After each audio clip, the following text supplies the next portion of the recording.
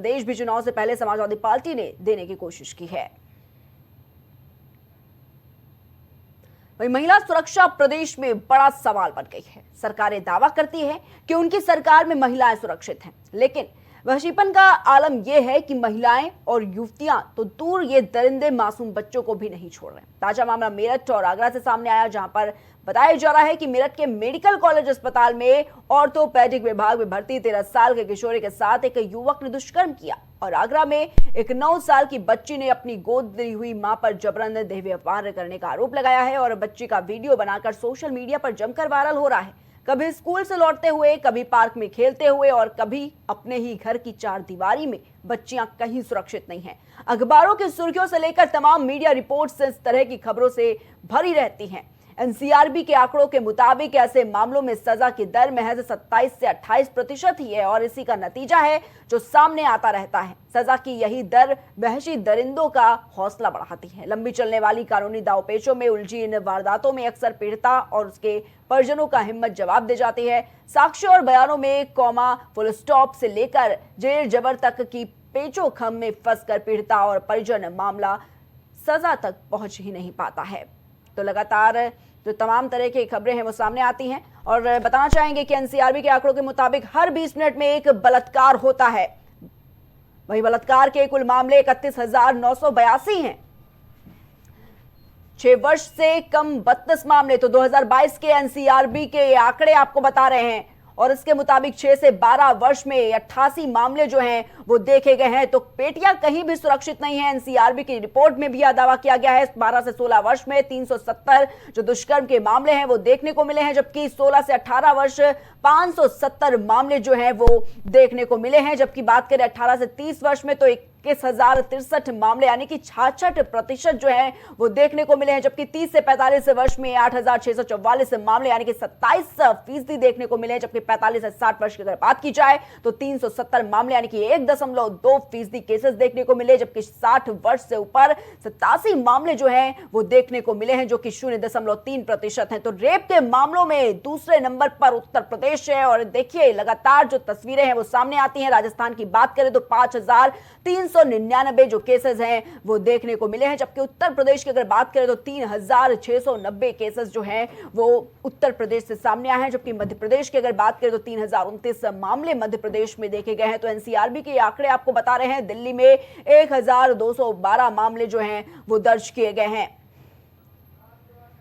वहीं राज्यवार महिला अपराध की अगर बात करें तो उत्तर प्रदेश में जो मामले हैं वो 65,743 दर्ज किए गए हैं। पश्चिम बंगाल की अगर बात करें तो 34,738 केसेस दर्ज किए गए। बिहार की बात करें तो 20,222 और हरियाणा में 16,743 केसेस जो हैं वो देखने को मिले हैं। और ये एनसीआरबी की रिपोर्ट आपको बता रहे हैं। कर्नाटक की बात करें तो 17,813 मामले दर्ज किए गए, केरल में 15,213, मध्य प्रदेश में 32,765 और महाराष्ट्र में 45,331 केसेस जो हैं वो दर्ज किए गए हैं। इसी के साथ बलात्कार के अगर मामलों की बात करें, यूपी का यह हाल है कि 3,690 केसेस महिला की जो शील भंग हुई है तो उसमें आपको बता दें कि 1,903 जो मामले हैं वो देखने को मिले हैं। जबकि हत्या के मामलों की अगर बात उत्तर प्रदेश की जाए तो 1,903 केसेस देखने को मिले हैं। तो ये जो एनसीआरबी की रिपोर्ट है बता रहे हैं आपको, उत्तर प्रदेश में जो मामले दर्ज किए गए हैं 3,690 दर्ज किए गए, जबकि अगर बात बंगाल की करें तो 1,111 केसेस जो हैं वो बंगाल में दर्ज किए गए हैं। वही प्राइम टीवी के सवाल हैं, सूबे में नारी सुरक्षित नहीं, अब इसकी जिम्मेदारी जो है वो कौन लेगा? विभत्सता की हदें पार कब थमेंगे बलात्कार? 10 कदम पर पुलिस चौकी, जघन्य घटना आखिर कैसे हो गई?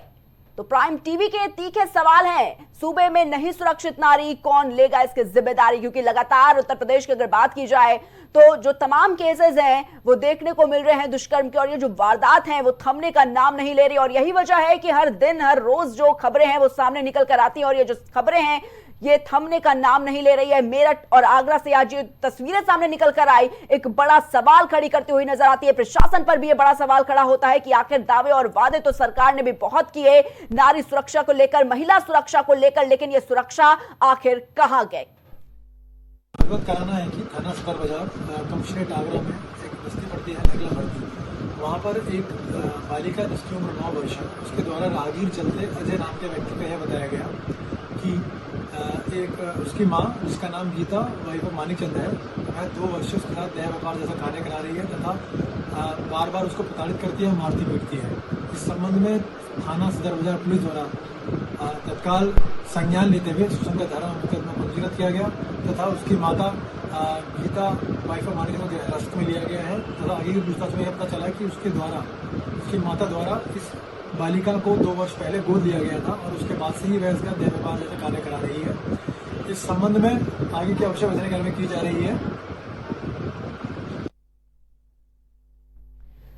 और इसी खबर पर हमारे साथ हमारे सहयोगी शहबाज जुड़ चुके हैं न्यूज रूम से लाइव। शहबाज, जिस तरीके से लगातार महिला सुरक्षा पर एक बड़ा सवाल खड़ा होता हुआ नजर आता है और जिस तरीके से लगातार ये तस्वीरें रोज सामने आ रही हैं, क्या कुछ कहेंगे? क्योंकि सरकार तो वादे और दावे तमाम तरह के कर रही है महिला सुरक्षा के, लेकिन वो साबित सही नहीं होते नजर आ रहे हैं। बड़ी वजह जो खबरें निकल कर आ रही हैं। शहबाज। बिल्कुल प्रिया, क्योंकि यही कारण है कि उत्तर प्रदेश की सरकार पर कहीं ना कहीं सवालिया निशान खड़ा होता नजर आ रहा है और लॉ एंड ऑर्डर भी कहीं ना कहीं सवालों के घेरे में है और लगातार इसको लेकर विपक्ष भी सवाल करता नजर आ रहा है। समाजवादी पार्टी ने भी आज सोशल मीडिया एक्स पर कहीं ना कहीं एक तस्वीर अखबार की कटिंग शेयर करते हुए कहीं ना कहीं आज के लॉ एंड ऑर्डर पर सवाल खड़े किए हैं और घटनाओं का कहीं ना विवरण मांगा है और ब्यौरा मांगा है कि आखिर इस तरीके की लापरवाही जो है वो लगातार उत्तर प्रदेश में क्यों हो रही है और अपराध और बलात्कार महिलाओं के खिलाफ जो है वो लगातार बढ़ते चले जा रहे हैं। और जो एनसीआरबी के डेटा पर भी अगर आप प्रिया नजर डालेंगी तो जो आंकड़े हैं वो भी इस बात की तस्दीक दे रहे हैं कि यूपी में जो महिलाओं के खिलाफ जो अपराध हैं वो कहीं ना कहीं बढ़ते हुए नजर आ रहे हैं। खासकर अगर महिलाओं से जुड़े मामलों की बात करें तो उसमें कहीं ना कहीं लगातार बढ़ोतरी देखी जा रही है। अमूमन दूसरे राज्यों की अपेक्षा अगर बात करें तो सबसे ज़्यादा उत्तर प्रदेश में ऐसे मामले हैं वो लगातार बढ़ रहे हैं। खासतौर अगर इन बीते दिनों की बात करें तो काफ़ी संख्या में जिस तरीके से लगातार रोज़ मामले आ रहे हैं। राजधानी लखनऊ में जो आलमबाग मेट्रो स्टेशन के पास जिस तरीके के बच्ची के साथ जो घटना हुई थी, हालांकि तुरंत थोड़ी दिन अगले ही दिन उसका एनकाउंटर होता है और पुलिस उसको जो है एनकाउंटर में ढेर कर देती है। लेकिन सवाल एनकाउंटर का नहीं है, सवाल महिला सुरक्षा का हो जाता है कि आखिर इस तरह की घटनाएं हो क्यों जाती हैं। देखिए, किसी माफिया या फिर किसी भी वैश्य दरिंदे को मार देना कहीं ना कहीं ये इस बीमारी का निजात नहीं हो सकता। लॉ एंड ऑर्डर हमें मजबूत करना पड़ेगा, जिस तरीके की आज आंकड़े जो हैं वो गवाही दे रहे हैं। क्योंकि साफ तौर पर अगर बात करें तो आलमबाग में जिस तरह की घटना हुई थी वो भी कहीं ना कहीं एक लापरवाही की तरफ इशारा करती हुई नजर आ रही थी, क्योंकि 2-2 चौकियां होने के बावजूद भी इस तरीके की वारदात को वहां पर अंजाम दिया गया था। इसी ठीक तरीके से जो आज बात करें मेरठ की, तो हॉस्पिटल के अंदर एक जो बच्ची थी वो एडमिट थी और वहां पर जो है वो इलाज के लिए वहां पर एडमिट थी और इस दौरान जो है दूसरा एक व्यक्ति जो अपने भाई को लेकर वहां पर आया था, तीमारदारी कर रहा था अपने भाई की, लेकिन ऐसे जगह पर ऐसी समस्या से वो खुद समझ लीजिए जूझ रहा था। उसके बावजूद भी उसकी मानसिकता आप समझ सकती हैं कि कितनी घिनौनी और कितनी गंदी रही होगी कि वो 13 साल की किशोरी पर अपनी गंदी नजर रखता है, फिर उसको ले जाकर जबरन उसके साथ दुष्कर्म की वारदात को अंजाम देता है। अब आप समझिए कि अस्पताल से लेकर पार्क से लेकर स्कूल, कहीं पर भी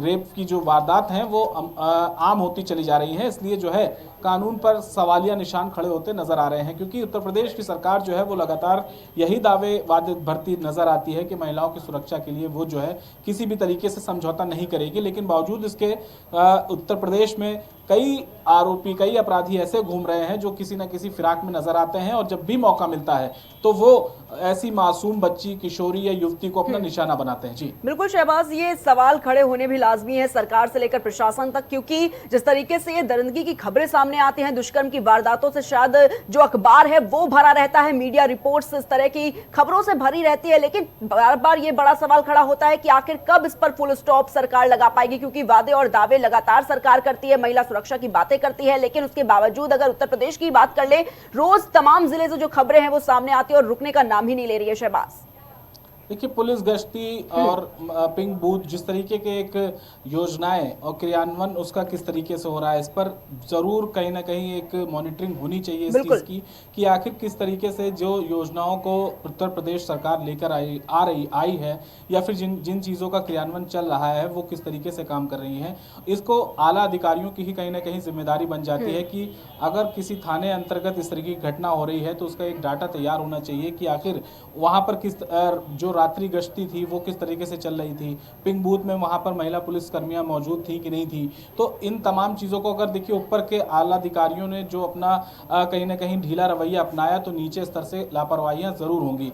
जब सीएम योगी आदित्यनाथ कड़े कार्यशैली वाले एक सीएम माने जाते हैं और उनके इस गवर्नमेंट में कहीं ना कहीं संगठित अपराध ज़रूर खत्म हुआ है, लेकिन इस तरीके की छिटपुट घटनाएं जो है वो लगातार जो है वो बढ़ती चली जा रही हैं। उसमें सबसे ज़्यादा अगर बात करें तो महिला अपराध एक बहुत बड़ा विषय जो है वो बनता चला जा रहा है, जो इनकी कहीं ना कहीं कानून के जो जिस तरीके की रहनुमाई करते हैं इसका बहुत बड़ा दम भरते हुए उत्तर प्रदेश सरकार नजर आती है कि उत्तर प्रदेश में कानून का बोलबाला है।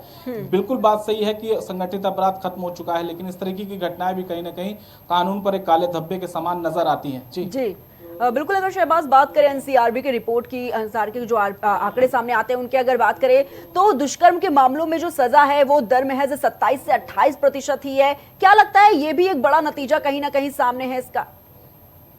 बिल्कुल प्रिया, कहीं ना कहीं कोर्ट कचहरी हाँ। एक बहुत बड़ी वजह बन जाती है, क्योंकि ऐसे अमूमन कई ऐसे जो केस हैं जो बहुत कहीं ना कहीं ग्रामीण अंचलों में इस तरीके की जो वारदात होती हैं वो तो थाने में रिपोर्ट भी नहीं होती हैं, क्योंकि वहाँ पर जो पुलिसकर्मी है या फिर यह कह लीजिए कि थाने हैं वहाँ पर ऐसी रिपोर्ट दर्ज कराने में हाँ। लोगों को काफ़ी दिक्कतों का सामना करना पड़ता है। कई डेटा तो वहीं पर ही रुक जाते हैं, वहीं दम तोड़ देता है इंसाफ अगर बात करें।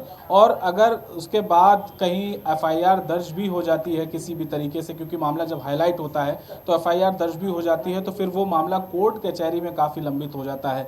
इस वजह से भी कहीं ना कहीं आरोपी मनबड़ होते चले जाते हैं कि कोर्ट कचहरी एक बहुत बड़ा विषय है इस वक्त अगर बात करें, क्योंकि जजों की भी जिस तरीके से अगर देखी जाए तो संख्याएं जो है वो इस वक्त कम है। तो जिस तरीके से क्योंकि एक जज के ऊपर कई केस होते हैं जिनकी सुनवाई करना कहीं ना कहीं एक नामुमकिन सा हो जाता है, इसीलिए जो है फास्ट ट्रैक कोर्ट और तमाम इस तरीके की पॉक्सो एक्ट वाली कोर्ट जो है बनाई गई थी ताकि इस तरीके के मामलों का जो है निस्तारण जल्द से जल्द हो सके।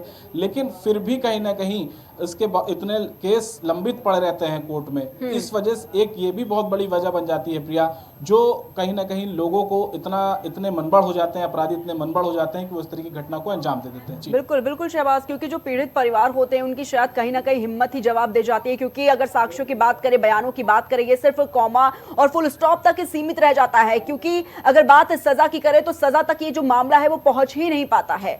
अक्सर ऐसे केसेस में देखने को मिलता है शहबाज। बिल्कुल, इसका जीता जागता उदाहरण कहीं ना कहीं दिल्ली में हुआ दामिनी रेप कांड था। सब कुछ सारे साक्ष्य मौजूद थे। हाँ। और सारे सबूत मौजूद थे, सब कुछ एकदम कहीं ना कहीं दूध की तरह साफ नजर आ रहा था वो जो केस था। उसके बावजूद भी दामिनी रेप कांड में एक माँ को कितनी लंबी कानूनी लड़ाई लड़नी पड़ी, तब जाकर कहीं ना कहीं उन दोषियों को इस तरीके से उन्होंने रेप की वारदात को अंजाम दिया था कि इसका पूरे भारत पर कहीं ना कहीं असर पड़ा था और लोग कहीं ना कहीं अंदर तक हिल गए थे। ऐसी तरीके की वारदात को अंजाम दिया गया था। बावजूद इसके एक लंबी लड़ाई लड़ी गई, एक कानूनी लड़ाई लड़ी उसकी माँ ने दामिनी की, तब जाकर कहीं ना कहीं एक इंसाफ की आस जगी, फिर इंसाफ मिला।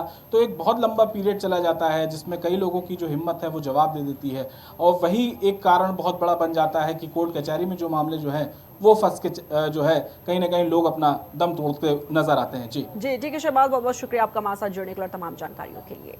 तो लगातार देखा जा रहा है कि उत्तर प्रदेश की अगर बात करें तो दुष्कर्म के जो वारदातें हैं वो थमने का नाम नहीं ले रही हैं। सरकार चाहे लाख दावे कर ले, लाख वादे कर ले महिला सुरक्षा के, बेटियों के सुरक्षित के, लेकिन जो तस्वीरें हैं वो इस बात का उदाहरण है कि आखिर सरकार की ये जो दावे और वादे हैं वो आखिर जमीनी हकीकत पर कितने सही पहुंचते हैं, कितना जो इसका जो देखने को मिलता है कि आखिर इन सबकी असलियत जो है वो क्या है।